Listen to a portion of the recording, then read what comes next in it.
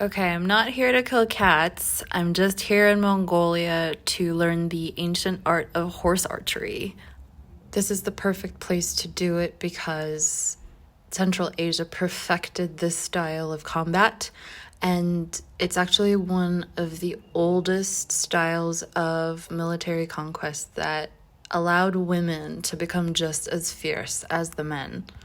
One history book I read said that the legend of the Amazon warriors might have been inspired by the female mounted archers of Central Asia. For the next days, I'm being taught by this lovely man, Soktu. He is the head of a horse artist performer troupe. His dream is to open a horse theater that people can come to and watch really awesome shows.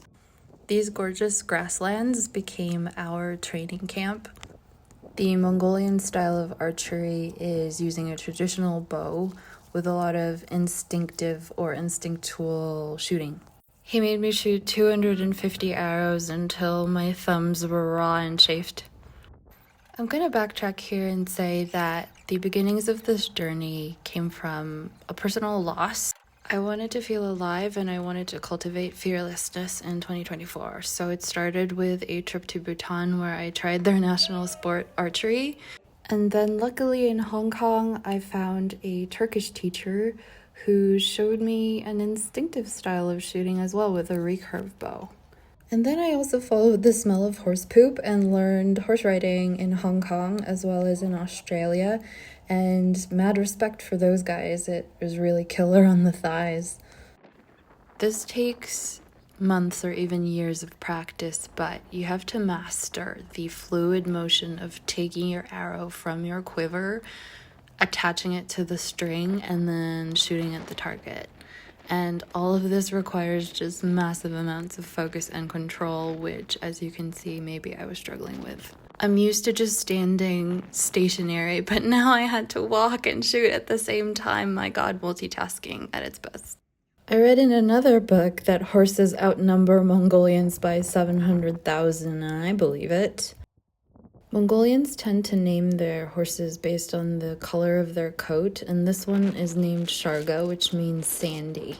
I've only had 7 hours of riding lessons compared to Toktu, who has been riding since he was 5 years old, so you will forgive me if I freak out when he makes me do stuff like this, without hands, because that's what you need really to shoot arrows while you're on horseback, so it's scary, but it makes sense. I'm so happy that Sharga was perfectly behaved, listened to all the commands, and was an absolute superstar. And that is literally because that's Sharga being ridden by a famous national singer at the Nadam Festival in July. That is the nation's biggest festival. Look at how gorgeous Sharga is, just absolutely camera ready. Horses as means of transport, trade, and conquest helped form the earliest civilizations, so whoever had the most horses and the most ability on horses became superpowers. In the spirit of fearlessness, I let Soktu just compress 5 years of training into several days.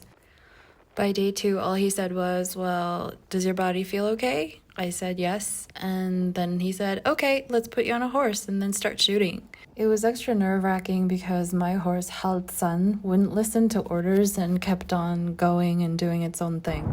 You can hear me panicking momentarily. Sorry! Wait! Also watch how my horse goes diagonally and takes me further and further from the target. Soktu got me comfortable first with a walking pace and learning to shoot at a target while you're moving. And then he got me on a sort of semi-guided canter. And then he let me loose just all by myself, which actually, when you think about it, is what I set out to do.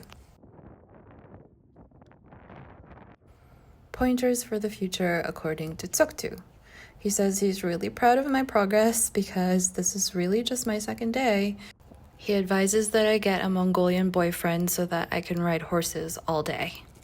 He says work on your horse mastery until the horse feels like just an extension of your legs. He says exercise bravery in all ways and come back to Mongolia. 자, 나오고 따라요, 그러죠?